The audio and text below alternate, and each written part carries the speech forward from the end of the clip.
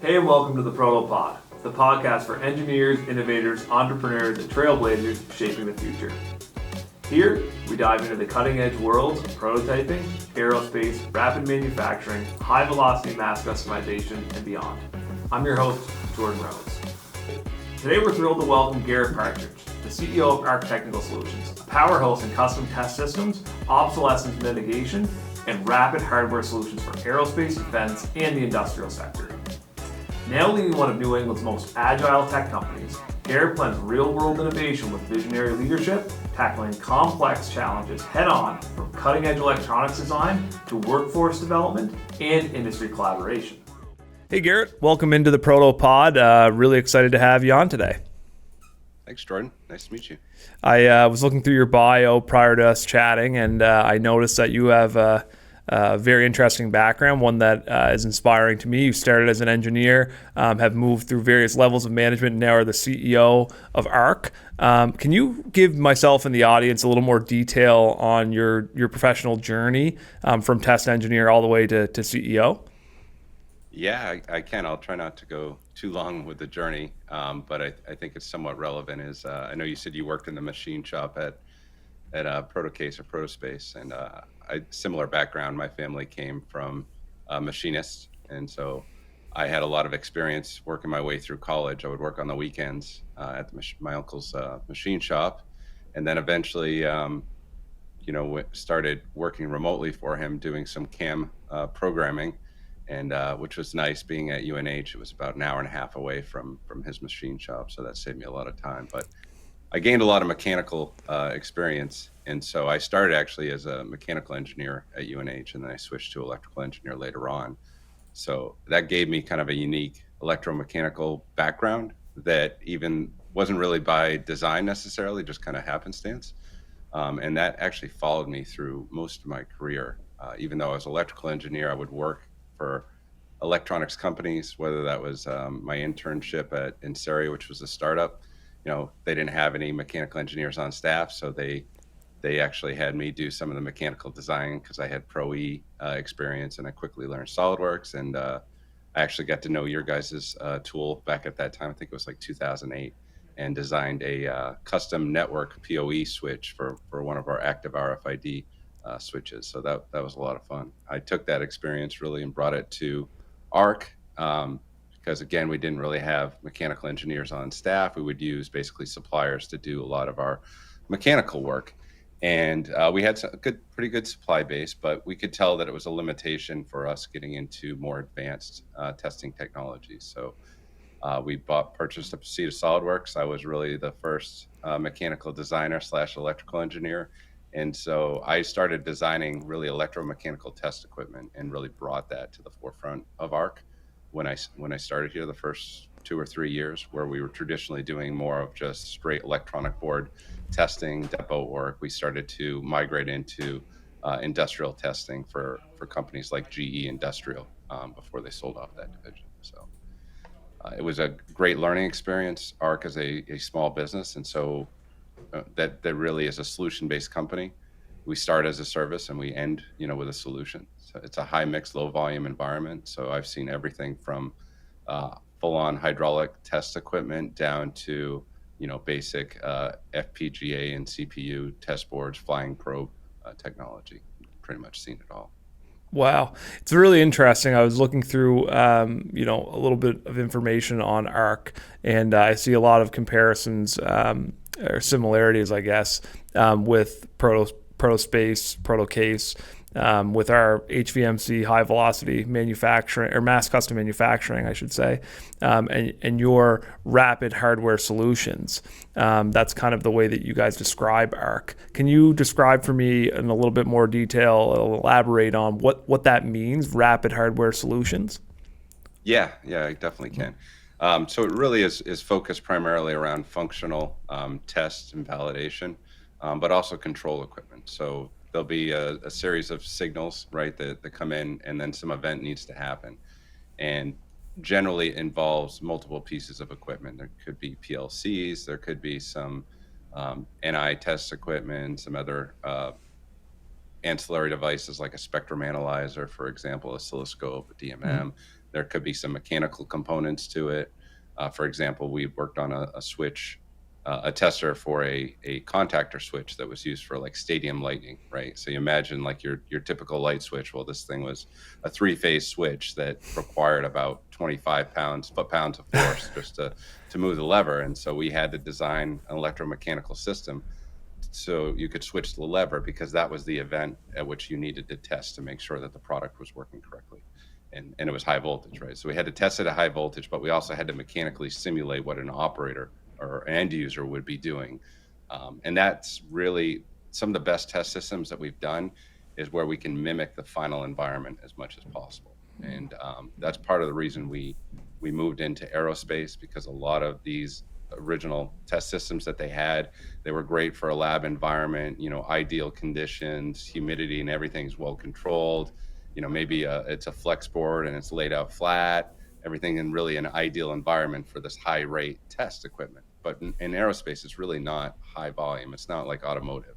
And so having a test that can run the full battery of experiences that product would do is more important than necessarily the volume. And so our clients would come to us and say, this passes all of our tests, but when it gets installed in the final application, we have a problem and we can't figure out why. Right. So they're trying to do some kind of root cause analysis. And they said, we think it's the way we're testing, and it could be the way it's installed. Would you design a fixture and put this in an environmental chamber and then run the same test requirements that you did before? And so we did that. And we ended up finding out that there was a problem with the flex circuit card when it was installed in that particular fashion, but it wouldn't exhibit that behavior until it was under those electrical conditions. And so by combining the mechanical and the electrical aspect of it, we were able to solve that problem for them, improve their yield, and ultimately make it a more profitable program. Interesting. So it's very much about providing a solution that is, I guess, eliminating as many unknowns as possible. So the variables that would not be detectable in a traditional test environment. You guys specialize in creating test equipment that allows for those variables to be tested. Is that a good way to put it? That's a good way to put it. But really, it has to start with that kind of initial conversation, right? And really get to understand their manufacturing process, their constraints, their typical problem areas. If they've experienced issues in the past with other programs, we want to know about it, because we may want to simulate a similar situation. You can't test for everything, and it would be very expensive if you did, but we can at least focus on the areas where they have the most problems, right? Like part of a lean methodology is to work through the entire supply chain, and that includes, every aspect of it. So their suppliers, their customers, the end application, their manufacturing process. We really need to understand that to develop the best solution. If it's a test equipment or a piece of manufacturing equipment, the best solution possible to eliminate those variables that could cause yield or throughput issues. Yeah, that makes a lot of sense. I'm curious as to know why speed is important to those customers. What pain is that solving for them? Obviously, as you mentioned, there's a lot of interplay during this manufacturing process, from design to final tested product. So why does speed matter to your customers? Every customer is a little different. Speed is almost always a factor. It could be that they're trying to gain market share. So it could be advanced technology, like maybe it's a piece of equipment that needs to run at a certain speed and nobody else has been able to test it at that particular speed. And so they're trying to rush to market. And so that time matters to them. In the government space, it could be access to funding. Sometimes funding expires. And also in the capital world as well, for these larger, Fortune 100, Fortune 500 customers, they have budget constraints. And so they need something in place before they run out of money, or it gets allocated somewhere else, right? So it could be that, or it could be they have a new product and they don't know how it's going to function, and so they need the test system to be delivered shortly after the product is ready to test. So it could be their initial first runs, like the first articles or prototypes, and if they don't have the equipment to validate that it's working properly, and they start developing and fine tuning their manufacturing line, they may have to put everything on hold. And by that point, they've already spent a lot of money, right? So the sooner that they can test and validate, the sooner they can get up to their full rate production, start delivering quality product to their customers. Yeah, it's I'm smiling because it's funny to me how many similarities there are again between what we like to do here with HVMC, and all of the reasons why that works for our customers are the same for your customers as well, and that a lot of the times it does come down to cost, and oftentimes speed saves you a lot of money for the variety of reasons that you had mentioned in a variety of different environments. Kind of keeps you out of that hurry up and wait game. So anyway, just very interesting. Yeah, I'll give you another scenario is they might have a manufacturing engineer or some expert right on the production floor, and especially nowadays with the baby boomers, a lot of these folks are retiring, and so they're going to lose that tribal knowledge of, hey, this test system went down, or this piece of manufacturing equipment went down. Let's go call up Bob, right? He's the expert, he knows what to do, but Bob's got a retirement party scheduled in 6 months, and what are we going to do then? So we've seen it all, but generally, yeah, lead time is a major factor. Yeah, for our customers, the type of customers that we do. Absolutely. The other thing that sticking out to me as I'm sitting here talking to you, as I'm looking at the poster behind the wall with your core values on it. So can you talk to me about that, and what are your core values? I guess elaborate on them, and why do you think as a leader, as the CEO of your organization, why does having core values matter? Core values make sure that beyond somebody's skill set as a professional employee and their technical ability, we really believe that the most innovative and creative designs really come through collaboration. And in order to collaborate effectively, we need to make sure that the employees that we hire and that we train, that we retain, really fit that culture. And so if they're somebody that doesn't like to work in a team environment, for example, and we don't have a position that requires that, then they may not be a good fit for this organization. Mm-hmm. So if we can identify that early on, it saves us a lot of trouble going through and vetting employees and going through that 30, 60, 90-day evaluation to find out they're not a good fit. So we try to do that as upfront as possible, and we try to ask them questions that really highlight how they react in a collaborative environment. But being an engineering company, for the most part, yes, we manufacture, but even our manufacturing is very engineering focused. We work very collaboratively as a team, and that's one of the reasons we're able to get things done quickly, and the reasons we're able to design pretty amazing solutions for our customers. So it's really the foundation for being able to create effective product.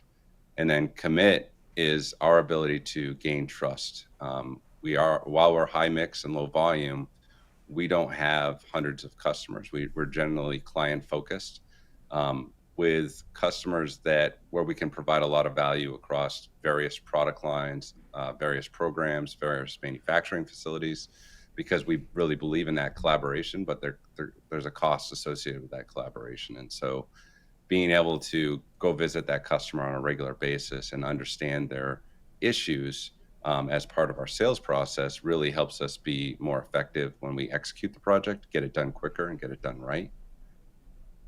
So that's why the core values are so important, at least to our business, and why we chose these 3 core values. And it was a team exercise to come up with this.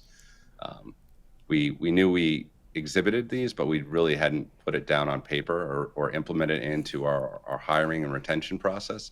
And that's been fairly new within the last few years that I've implemented. But really, it was the team that kind of came up with this, the collective of the group, not myself, that kind of forced it down. No, it's very interesting. It's again a lot of similarities there. We have our ethical guidelines, very much similar in ways, but they weren't prescribed. They were what we kind of already embodied. and then they were just written on a paper. So it definitely makes more sense coming from that direction. Do you think as ARC grows into the future, do you perceive any challenges with maintaining alignment on those core values?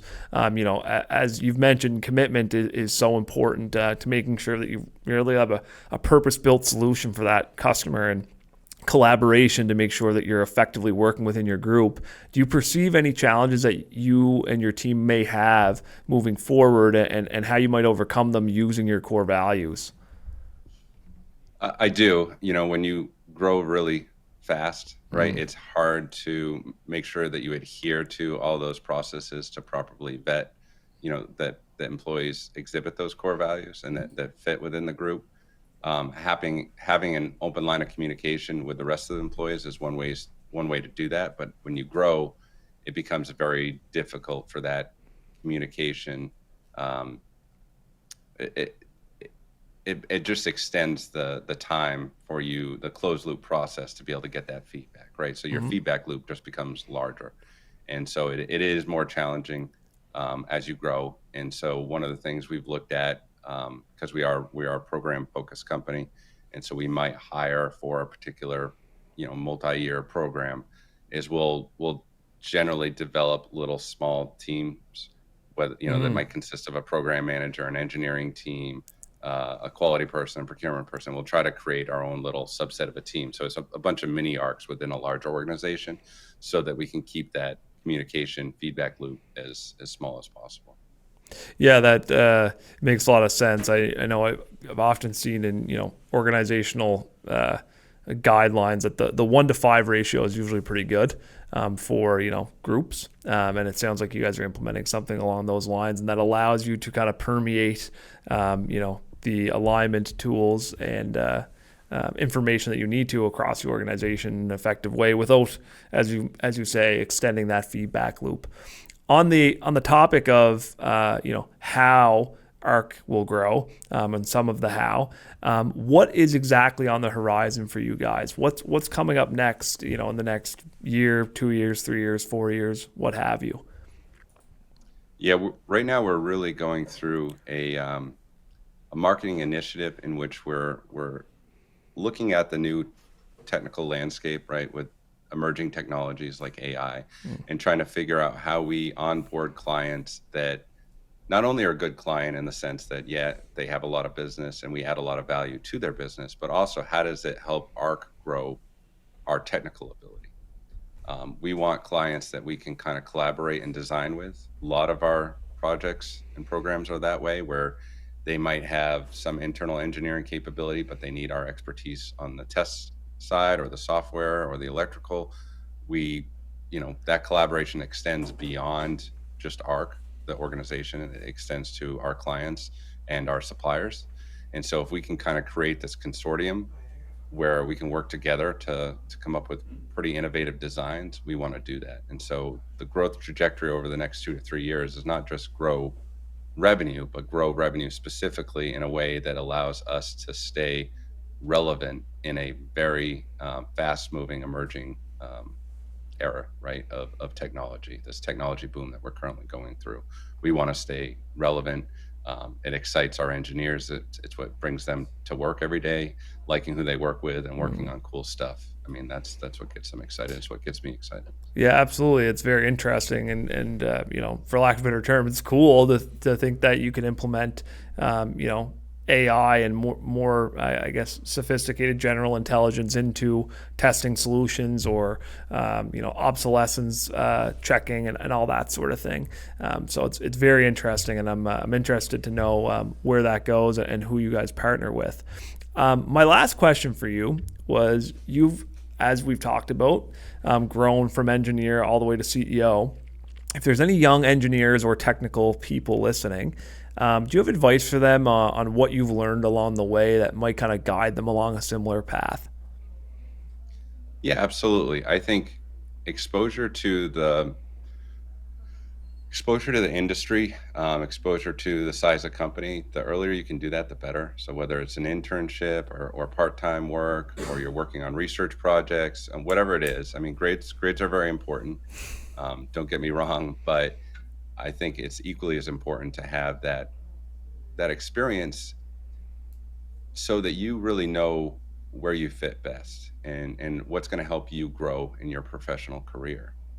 For example, I worked at an internship that was really small, scrappy company, and I worked at a very large, organization that had, 350 mechanical engineers and another 200 electrical engineers, and so they were night and day. And I realized there were pros and cons to working for both of those, but it really helped me establish, what I didn't want to do in my career. And so I had an earlier start because of that. And I actually had a friend that I went to school with at UNH that worked at ARC. And so I had some inside knowledge about the company. And at first glance, when I looked on the website, I'm like, yeah, it didn't really look interesting to me.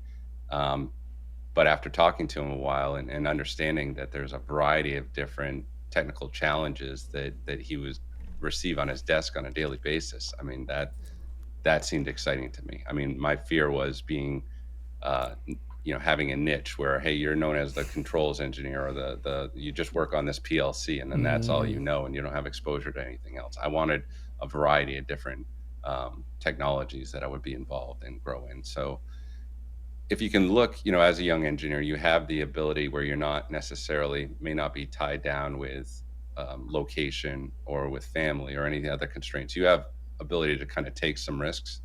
And so if you can work at a company that maybe it doesn't pay as well as the larger company or have the same amount of benefits, but it allows you to grow your technical skill and your professional experience, take that risk early on, because that's the time where you really get to find out what you want to do and what excites you. And so that would be my advice. And if you can avoid, buying a brand new car, and then do it. I love it. Drive a beater for a few years just to, again, get your experience in. And my first trip traveling for ARC, my car broke down like literally probably 5 miles from the Manchester airport. And I just parked it at a hotel and then took a cab, just barely made my flight. The salesman was there with my boarding pass, and everybody else let me cut line. And I made the trip out west and made it work. You find a way. Awesome. I think excellent advice.